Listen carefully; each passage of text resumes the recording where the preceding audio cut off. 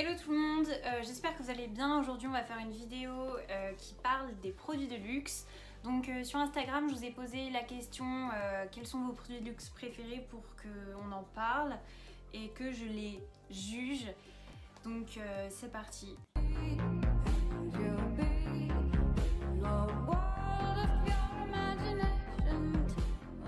Un foulard de chez Dior. Ils sont à 190 €, autour de 190 balles. Et bah justement, j'en ai demandé un à Noël. Donc en fait, ce que je trouve bien avec les foulards, tout ce qui est accessoires de luxe. En plus là, pour le coup, vu que c'est du Dior, c'est pas, je m'attendais pas à un prix. Enfin, quand j'ai fait mes recherches, je m'attendais pas à un prix aussi bas pour du luxe en tout cas. Sinon, ça reste cher pour du tissu, mais c'est magnifique. C'est vraiment magnifique. Je pense que c'est le genre d'article qui prend de la valeur avec le temps, donc ça peut être un bon investissement. Mais en fait, ce que je trouve bien, c'est que avec les accessoires de luxe, c'est genre vraiment ça habille quoi. Genre t'as une tenue classique, etc. Pas forcément chère, pas forcément luxe. Genre t'achètes ça et hop. Les fameuses bottes de chez Yves Saint Laurent. Je les trouve super belles, elles sont canon, mais le problème c'est que je crois que je les ai trop vues. Enfin, c'est sûr que si je pouvais me les acheter, je dirais pas non, genre vraiment elles sont magnifiques. Mais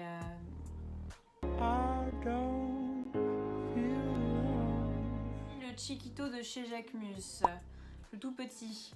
Oh putain, alors ça. Alors ça, l'effet de mode qu'il y a eu là-dessus, putain, genre vraiment je l'ai pas compris. Je trouve que ce sac il est pas beau.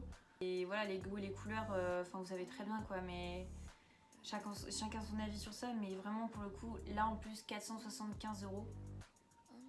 475 €, pardon, pour un truc qui fait 9 cm de hauteur, 12 de largeur, non 12 de, ouais, 12 de largeur, putain, c'est quand même, c'est pas ouf, hein.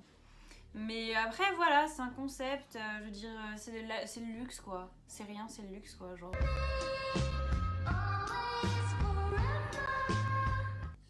Balenciaga triple S, alors... C'est vrai qu'elles sont jolies et c'est typiquement le type de basket que je pourrais mettre. J'adore les baskets à grosses semelles, etc. Et en plus, Balenciaga, ils ont sorti plusieurs modèles, du coup ça varie, le prix varie, mais quand même 750 €. Bon, en vrai, on peut s'attendre à plus, il y a des marques qui vont vraiment plus loin. 750 €, sachant que tout le monde les a, j'ai l'impression. Après voilà, c'est l'effet de mode et puis si ça te plaît, on s'en fout que les autres l'ont. Enfin, si ça te fait plaisir à toi, tu les achètes quoi. Mais les acheter à la limite un truc, un modèle un peu plus élaboré que juste les modèles basiques quoi. Genre ça, il y a un vrai débat par rapport à ça. C'est dans le luxe, est-ce qu'il faut acheter genre les basiques, les trucs vraiment basiques, genre les trucs noirs, les trucs machin, ou alors est-ce que tu peux acheter genre justement t'achètes du luxe, autant acheter des trucs genre vraiment que tu vois pas ailleurs quoi. Et justement, je sais pas trop comment me positionner par rapport à ça, je pense que ça dépend des produits. Mais par exemple, pour le coup, là, je dirais qu'il faudrait acheter genre un truc grave extravagant, tu vois. Souvent, c'est bien d'avoir du basique, mais je pense que si pour acheter du luxe, autant acheter un truc extravagant que tu verras pas ailleurs, ou alors tu verras rarement et qui te plaît de ouf, quoi. Enfin bref. Alors, produit suivant, produit que j'aime beaucoup, par contre que j'achèterais pas vu que c'est en cuir et que vas-y, le cuir flemme, enfin pourquoi tuer des animaux alors que tu peux faire sans quoi.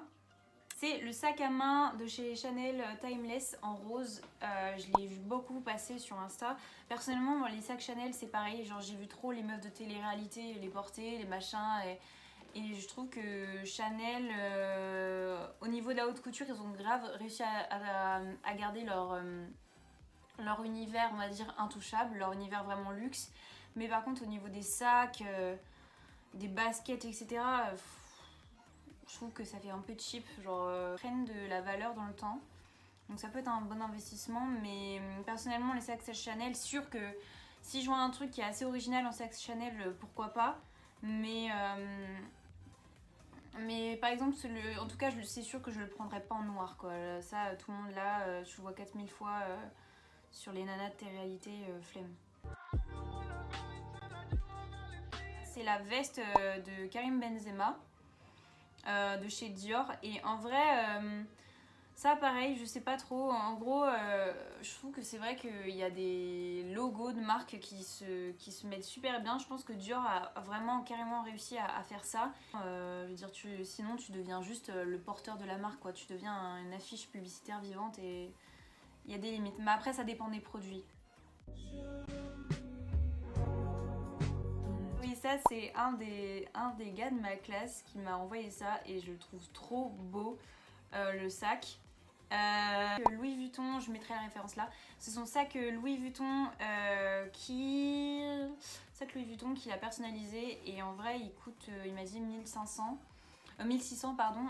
Je l'ai trouvé non personnalisé à 1530 il me semble. De toute façon vous aurez les prix. Voyage, etc. Je trouve qu'effectivement c'est un bon investissement, je trouve ça vraiment sympa et ce qu'ils font c'est beau. Après il y a des trucs genre par exemple les sacoches etc. J'aime pas du tout parce que il y a tellement de contrefaçon qui se fait qu'au final le produit il devient moche. Et puis super belle paire de chaussures Maxime. C'est des cuissardes de chez Versace. Celles-là, il me semble, j'ai pas réussi à trouver le prix parce que je pense elles font partie du défilé, genre c'est haute couture, du coup tu peux pas les avoir comme ça à la vente. Genre c'est pas ça que tu porterais pour aller chercher ton pain, mais quand même, je trouve ça stylé. Bah on va passer à des articles de luxe, certes, mais d'autres types d'articles. On a la Bugatti Chiron. Alors, elle vaut 2 500 000 €, donc pour le coup, c'est pas en mode je mets un peu d'argent de côté pour m'acheter un truc à la fin de l'année. Je la trouve super belle, mais c'est vrai qu'ils se débrouillent bien, Bugatti, je trouve, dans leur design de voiture. Ce que j'aime bien dans leur design, c'est que c'est pas agressif en fait. Il n'y a pas. Comment dire, c'est pas. En gros, c'est pas agressif quoi. Je sais pas comment expliquer ça. Moi personnellement, le genre de voiture comme ça que j'aimerais avoir, c'est genre une Lamborghini Aventador en noir. En noir mat, quelque chose comme ça, quelque chose d'assez sobre pour le coup, pour les voitures. Mais magnifique. On a un piano Bosendorfer. Je trouve que avoir un piano à queue comme ça, c'est magnifique. Genre, après, il faut faire du piano, je veux dire, juste avoir un piano pour se la péter, c'est pas fou. Même en étant riche, après je le suis pas, voilà, je suis pauvre. C'est des milliers d'euros, des milliers et des milliers d'euros dans un truc, au final c'est juste un sac ou un truc comme ça. En fait, je me dis, cet argent, je pourrais le mettre dans autre chose, genre un projet. Je pourrais le mettre dans une formation ou quelque chose qui serve de ouf en fait. Moi c'est plutôt comme ça que je conçois les choses, mais...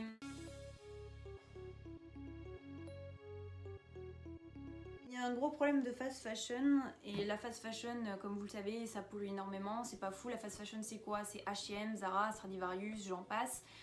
Et j'ai arrêté totalement de consommer dans ce genre de magasin, j'ai totalement arrêté, ça fait un bail. Et encore, si je dois acheter quelque chose, c'est genre des chaussettes quoi. Genre à la limite, quand vraiment je suis dans la dèche, mais je préfère vraiment aller en friperie ou acheter justement des articles de luxe, genre habiller très sobrement, m'habiller, dire des habits toujours les mêmes. Pour m'acheter un article de luxe, genre par exemple le foulard de chez Dior, etc. Genre une fois, deux fois dans l'année. Et au final, avoir une collection au fur et à mesure des années et ne pas trop acheter dans la fast fashion, genre économiser dans des trucs de luxe, que genre acheter la fast fashion, acheter des dupes, etc. Genre c'est cool les dupes, c'est sûr que quand t'as pas de sous, voilà, t'as pas de sous, tu peux pas faire autrement, mais au final, cet argent qu'on dépense dans des dupes qui ressemblent en fait, qui sont des trucs, c'est des exemplaires mal faits d'articles super beaux que tu pourrais t'acheter si tu faisais des économies. En fait, le problème avec la fast fashion, c'est que vas-y, tu regardes, t'achètes, tu sais même pas d'où ça vient.